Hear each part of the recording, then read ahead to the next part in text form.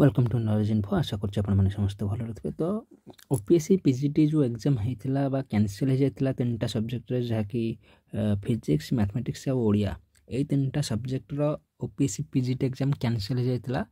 तो जेकोसी कारण भी कैंसल होता से तो अन्य कथा, किंतु जो कैंसल हो जाता से एग्जाम पुणी आउ थे हवाक जाऊँगी।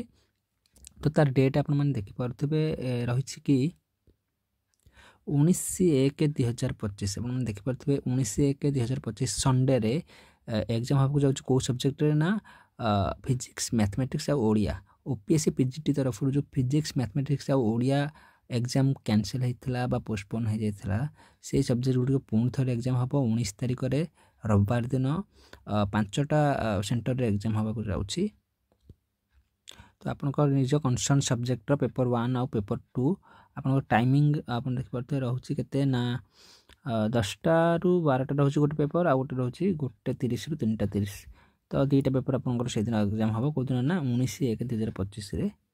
तो ये एग्जाम हम ताप आप आउ थे एडमिशन सर्टिफिकेट बा एडमिट कार्ड डाउनलोड करेंगे।